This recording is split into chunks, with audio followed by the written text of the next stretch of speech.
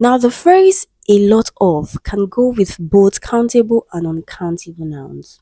For example, I have a lot of books. Books here is countable, right? She gave me a lot of advice. Advice here is uncountable. Now, in this sentence, we need to fill in the gap with the correct noun form. And the word damage and havoc are both uncountable nouns. And you know that uncountable nouns do not take S. We can't say informations. We can't say furnitures. Same as damages. We can't say damages. We can't say havocs. Okay, so we can easily eliminate option A and D. Right. Now, the word damaging can function as a verb. It can also function as a gerund. Now, a gerund is a word that looks like a verb in continuous form, but it actually functions as a noun. Now, we don't need damaging in this sentence, okay, as a gerund or as a noun. We don't need it in this sentence, right? It can work in a structure like this. Damaging the car was a mistake. Yeah, it can work here, but not in this, sentence structure. Now, damage is the answer to this question. We say a lot of damage, okay? The final answer to this question is option C. Now, you might be wondering, but we can use the word damages, yes, but it is only used in the legal context. Okay, it is used in law. It means the money paid as compensation. For example, oh, she received damages from the court. Okay, so the answer to this question is what? Damage. Option C is your final answer. Even though achievement is plural, the real subject here in this sentence is what? ONE1. Yeah. So this is the real subject. It's singular, and so we need a singular verb to complete the sentence. Okay. So the first thing you need to do is identify the real subject, the key subject in the sentence, right? And that is ONE1, not achievement. Okay. Now that we know this, the next thing you want to do is apply the Concord rule. Singular subject takes a singular verb, right? Good. So go to the options. Option A was, this is singular. Option B were, plural. Option C have been, plural. The singular is what? Has been. Option D are, plural. The singular is what? Is. Okay, so final answer to this question is what? Option A was. So a quick and a fast way to answer this question is to, select the odd one. All the options are plural except for one, which is different, which is odd. Then fill it in the gap. Does it make sense? Yes, right? It expresses a past action, right? So final answer to this question is option A was. Always use would not have. Do not ever say would have not. Okay, for example, she would not have agreed. She would not have left. Don't say she would have not agreed or she would have not left. Okay, good. Now, how do we answer this question? The first thing is to identify the structure. What is the structure? If I had heard, okay, that is a structure. If I had left, if I had seen, if I had known, okay, if plus had plus past participle. Okay, when you see the structure, the following clause must include would plus have plus past participle. Okay, and now that we need to introduce a negative, right? That is not, right? So not has to come immediately after would. Okay, so final answer to this question is what? Option A, would not have, then given is the word past participle. So final answer to this question is option A. If I had studied harder, I would have passed. Would have passed. If I had known about your birthday, if I had known, right, I would have sent you a present, a gift, right? Good. If I had left earlier, I would have caught the bus. Okay, so identify the structure and then use would have plus past participle. And if you need to introduce a negative, make sure the negative comes immediately after would. For uncountable nouns, we use quantifiers such as much. Please take note of much. We can also use more. We can use little, a lot of, right? But please take note of much. Now, for countable nouns, we use quantifier like many.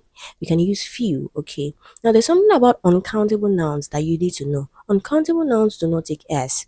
So we can't say advices, we can't say furnitures, we can't say informations, right? They do not take S. Okay, so the next big question we're going to ask ourselves to answer this question is luggage a countable noun or an uncountable noun? It is definitely an uncountable noun. So we can't say luggages. Then we can easily eliminate option B and C, and we're left with option A and D. Now the answer to this question is what? Much luggage. Why is it much luggage? Now, more luggage does not fit in this context, in this sentence. It doesn't fit because when you're saying more, it's showing comparison. So more than what? More than whom? Right? So a sentence like, oh, you're not allowed to carry more luggage than 200 kg, or you're not allowed to carry more luggage than other people, other passengers, works better. Okay, but in this context, there is no comparison. So the clue for more is what? Than, right? So final answer to this question is what? Much luggage. Now, what's the difference between advice and advise? Advise is a noun, right? Advise is the verb. And we can also differentiate between the two with the spelling, right? Advice is spelled Advice. Advise is spelled Advise. Okay, so please take note of the difference. So advice is a noun. Now the key word here is a noun. Look at the sentence. If you would listen, I would give you something. That something is a noun. Okay, so the key word is a noun, and so it should be advice, not advice. Okay, so we can easily eliminate option C because we can see what valuable advice. Okay, advice is not the keyword. The keyword is advice. Now, there's something about advice that you should know. It's an uncountable noun. And like I said, uncountable nouns do not take S. Okay, so we can't say advices. Now we can easily eliminate option B because we can see what advices. It doesn't exist.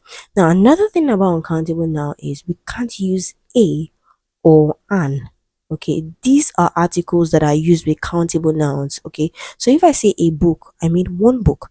If I say an apple, I mean one apple.